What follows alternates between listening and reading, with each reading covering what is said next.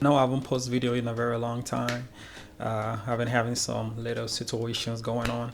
So today I'm going to actually be working on a brief tutorial on Cinema 40 and Octane. I'm pretty sure if you have like MacBook Pro, I think, yeah, MacBook Pro and the iMac, you've seen something like this before. And even if you've not seen something like this before, then you can go check something like this out. So guys, so I'm just gonna be dropping a tutorial about this real quick. I'm not gonna be going into details about like materials and lighting and all those things, but I'm just dropping like a basic tutorial for like those trying to get into Cinema 4D and you're looking for like real-time stuff to actually lay your hands on. So go ahead and look at this video and subscribe and whatever. So yes, let's get right into it, guys. Bye bye. So this is exactly what we're going to be doing. This look better. Actually, we're just gonna do something close to this. We're not going to actually do the whole texturing and everything and lighting. That's going to be on the next video. You can go online actually and check this account out and see what other ideas you could come up with. This is exactly what we're going to be doing in this tutorial. As you can see, not the best quality of video, but just to get it to render faster, we're gonna just do it as simple as this, and let's get started. First of all, want to go online and download the Apple LO image. Look it up and get the best image you can find. I think I like this one right here, so I'm gonna go ahead and click on this one and save it to my downloads.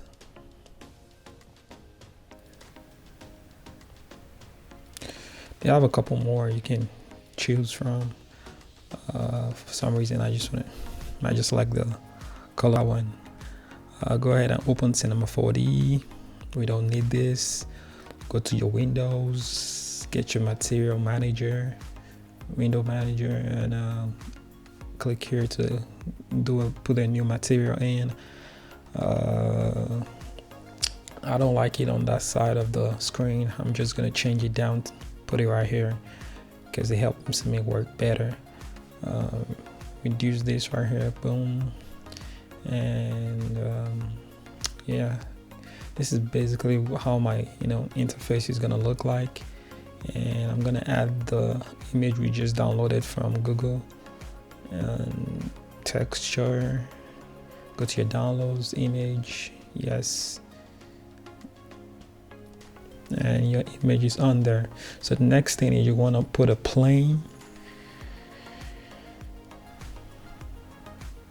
Put your material on the plane, because that plane is actually going to help us trace out the LO thing. Make sure it's on UV mapping. Make sure you have it on UV mapping right there, and go ahead and click your viewer mode. I think I want it to be on the top, but it's not showing right now, so we're going to change our display. Yes, so once we change our display, we're able to see our image on the plane. So we are ready to trace right now. I don't know, for some reason this LO is not looking so good to me, but I won't want to waste the time trying to figure that out right now. So we have a long way to go in this tutorial, so I'm just gonna go ahead and leave it on the UV mapping. There are different settings you can actually use to get it right. Actually, you can use different settings, but for now I'm just gonna leave it at UV mapping, because that's gonna help us go ahead and get this done. Different ways, different settings you can adjust to make it look better, to help you do your tracing.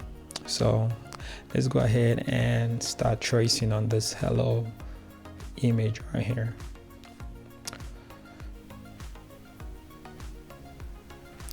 You want to use your spline tool and trace on the image.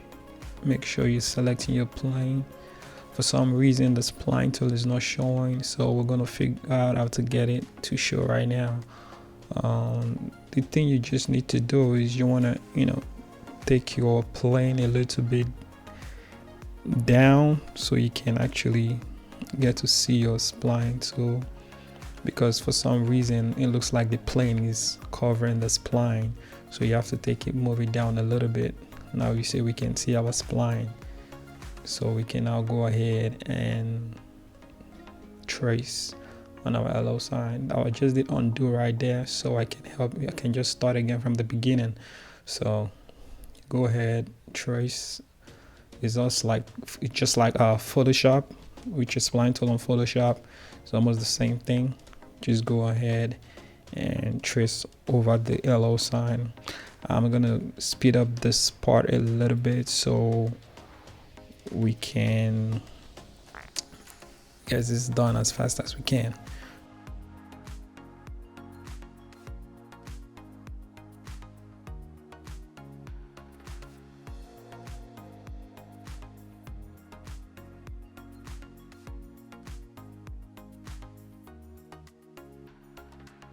So this is the last part of my tracing right here.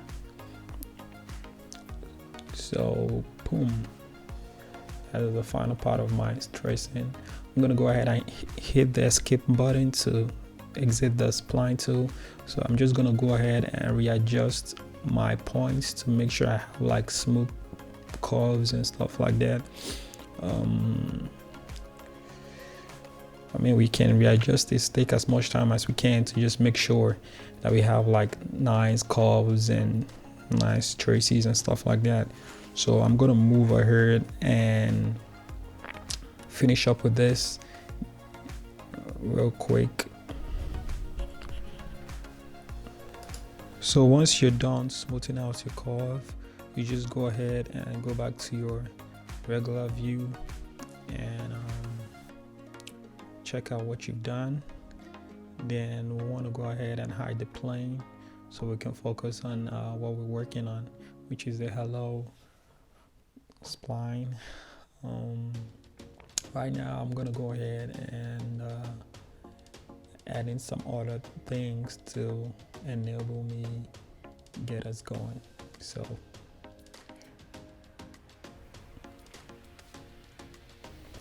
I think this is looking pretty good so far. Yeah, so we're gonna go ahead and add a circle spline, and we're going to change the radius to 4 or 3, whichever one works better for you. We're gonna know almost to the end of this video because I'm gonna be doing some tweaking too. So use a sweep knob and put the spline and the circle under the sweep knob so we can get this thickness right here on our LO. And you can see the LO splines actually going inside of each other, so we want to try and separate. First of all, I'm going to try to reduce the radius of the circle, and on this part I want to go there and actually separate the LO spline so we can reduce the intersection they have in. And just select each point of the spline and go ahead and push that down. Do the same for every intersection.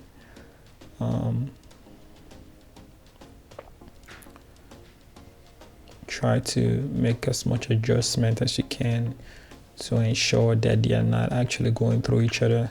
You can turn on the circle again to see if we've achieved what we're trying to achieve.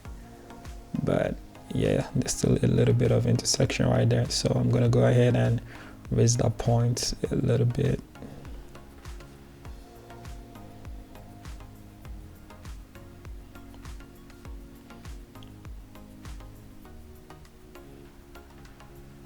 Yes. So this is actually looking good. So you're going to go ahead and do the same thing for every intersection. I'm just gonna speed up that part a little bit so you can we can save time on the video.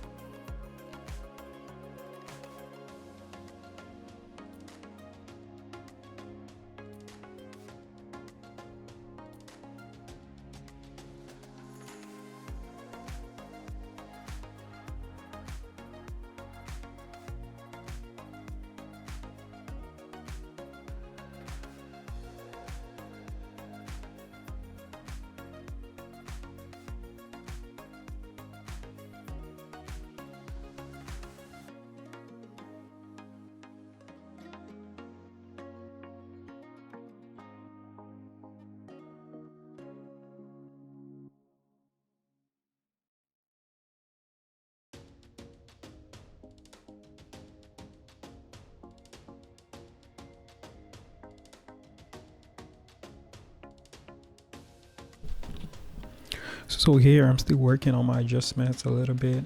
I'm trying to open up the curves a little bit on this side. Trying to make it look a little bit better. And basically you can actually take your time and try to fix every other things that you feel, but I'm gonna do that on the next video. But for right now, I'm just gonna focus on showing you guys how to get this and animate it. Turn on your circle and go ahead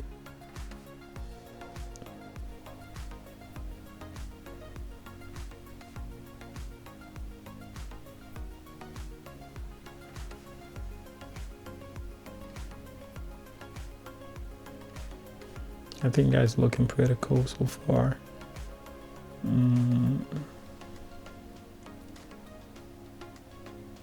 We're gonna try and rotate our sign, because remember our sign is still facing upwards, so we want to turn it so we can actually have it face forward, like face the camera. So what I'm trying to do here is I'm trying to get the view, and as you can see our arrow is still facing up, so I'm gonna try to turn it to about 90 degrees, right about.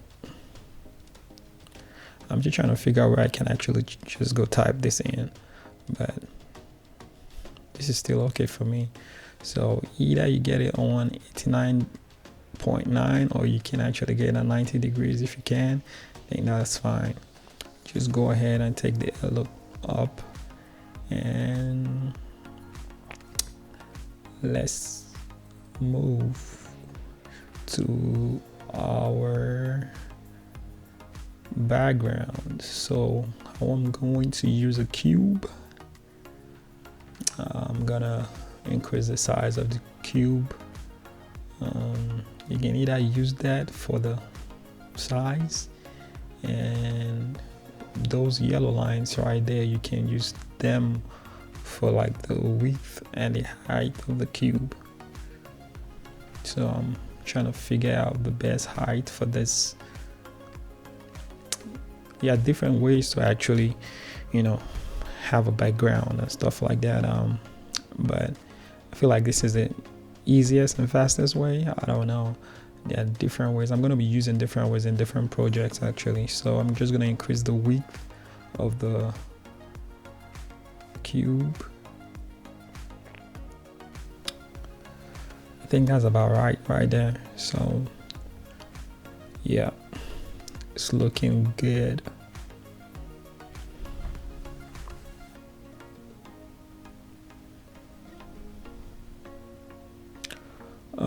So what I did is you just need to hit C and you make your cube editable. So you can go delete that surface right there. Go ahead and delete this surface right here, and delete this surface right here.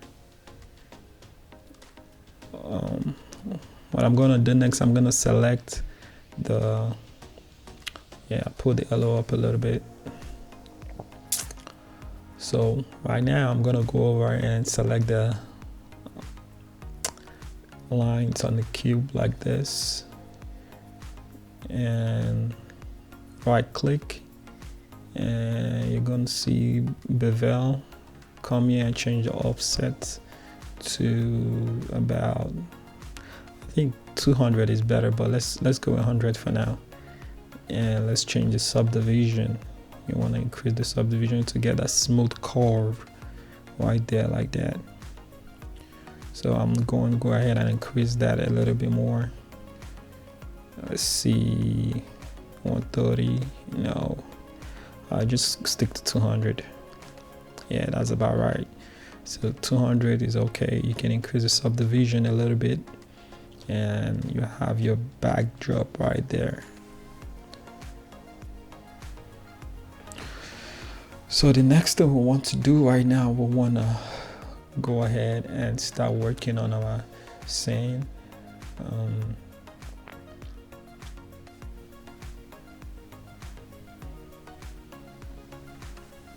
I'm trying to set it up for a camera, so you can go ahead and add your octane camera. Well, I'm going to start with my material for now. Let's leave the camera. Let's just go ahead and get our material started. I'm not going to be doing much with the material. I'm just going to do like the basic diffuse color. On my next videos, I'm going to work more on like the texture and the lighting and all those other settings. But right now, I'm just going to use basic color and stuff.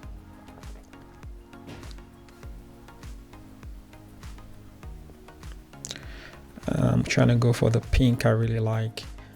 I think I kind of like this pink, so we're gonna work with that pink. I'm gonna name this pink BG for background. Actually, I always use BG for backgrounds. So yeah, so background pink.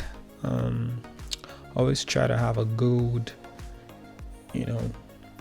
workflow. So I try to have a good workflow. So I try to name everything. So that's my background right there. We got the pink on the background, and I'm gonna add my camera right now. So the reason why I want to add a camera, so when you're moving around, you don't want to lose your view actually. So yeah.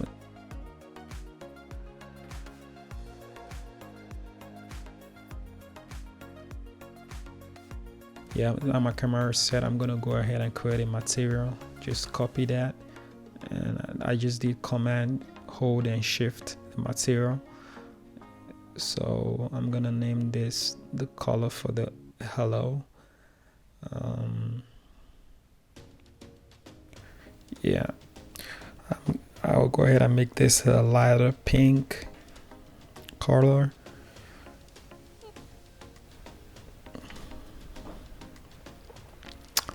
I think this is looking good enough. Yeah, put that right there. I don't know. I don't think this is the best pink for this, but when we render it on Octane, we're gonna, do any other changes that we need to change after we render this in Octane. So go ahead and get your light. Put your Octane area light right there. And I'm gonna just put that on both sides. Like I said, we're not really doing much in this tutorial. We're just trying to, get a look, animate. Then we're gonna work on like texturing and lighting and all this other stuff, good stuff in Octane. But when it comes to lighting, you want to think about it like a studio. On your studio, remember you have like multiple lights. I don't know if you're like a photographer actually. Let me don't say remember, but for photography, you should, if you know a little bit about photography, you understand. For photos, you need like multiple lightings to get the best look. You can increase and reduce the power of the lighting.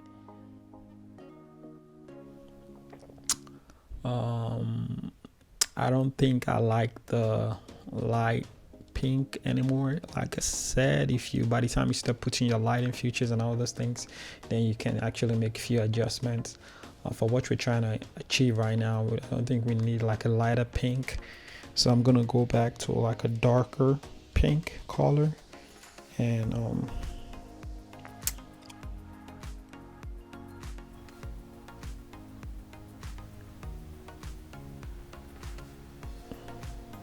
so we're gonna go back to like a darker pink. I think this looks better.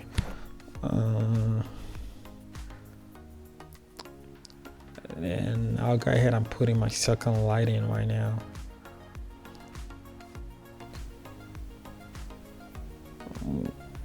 What you can just do is duplicate your lighting. Command Shift helps you, copy the lighting to the other side of the room. Then I'm go ahead and rotate my lighting, and that's about that. For some reason on this one, I'm not trying to put no light in front of the hello. I'm just trying to put light on both sides.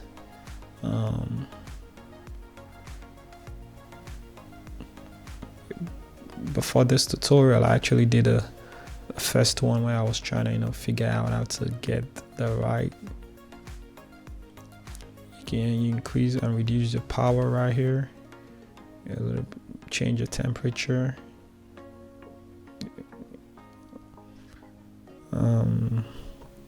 Others other settings, I'm gonna work through those settings on the next video. But for right now, I'm just trying to get the best look for this tutorial, just to make it look a little bit better. I was trying to just do only the animation on the tutorial, but I was like, I think I just need to just go ahead. So basically what I'm trying to do here is I'm going to change that flat face right here. I'm going to try to put like the curvy stuff, which is the caps. Take away the flat area. I'll make it a little bit curvy like you look in the video. And I think that's about it. I'm gonna go back to the one I did earlier before this one, just to walk you guys through like the animations and stuff I did.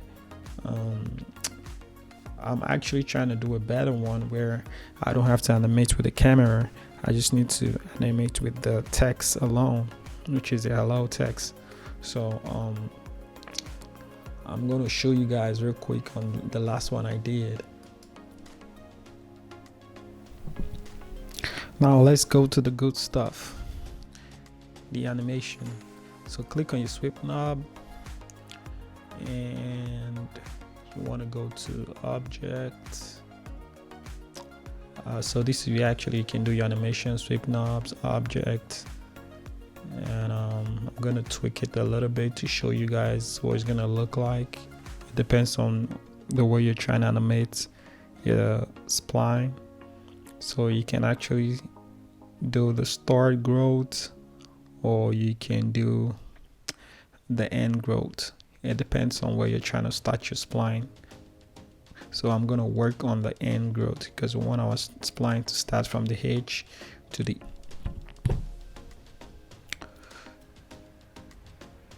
animation. So notice guys, this is where you do your animation. This is the area where all the animation happens. So what I want to work with is the end growth. I'm gonna go ahead and make a keyframe right there, move it a little bit to where I want it to. I think I made a mistake somewhere. All right, let's go over this again one more time. So basically you're supposed to actually record. So if you notice right now my animation is not working because I just messed up right now. So we want to click on record, make a keyframe right here on your end growth, move and change your percentage and make another keyframe. So basically what I'm trying to do is I'm trying to make it go really fast on this side, then a little bit slower as it gets to the end. So I'm gonna take that keyframe all the way down there and basically make another keyframe right there. Yeah, so I want it to go really fast and go slow at the end. You can add more keyframe if you want to add more keyframe. So that is what I'm looking for right there. So that is how you make your animation, guys. I'm just going to show you guys my other video real quick. So guys, this is what I was working on earlier. You can see this is a little more better because I took my time to, like, you know, smoothing out the spline and fixing all the issues. So basically what I did on this one is I tried to animate the camera. So I'm just gonna go ahead and turn off this camera view right here. This is what it looks like. You can see the spline. You can see the spline right here. So basically that's like the part where the camera follows. I'll show you on another video. I'm sorry guys, I can't show you guys everything in one video, but this is exactly how the camera, you know, animates on the spline. I'll drop a tutorial on how to animate cameras on spline and all that. So this is how it looks. Now I'm gonna go ahead and show you guys real quick how to actually render this out. So you want to go to your render. Make sure you use an octane render. Actually, you want to make sure of that. There are other settings you can actually do, but I'm not doing any settings right now. So we're going to go ahead and render this out. Let me render to the viewer first. Basically, this shows you how it's going to look when it's actually going to render on your actual render interface. So I try to do that first to see if it's actually looking like the way I want it to look like, and yeah, that's about that. So I'm going to go ahead and render this out. So yeah, I'm gonna overwrite that because I'm trying to do a new one right now. So yeah.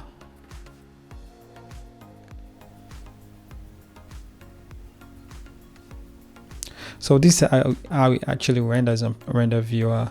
It renders in different images and it actually compiles them and make them like a video. So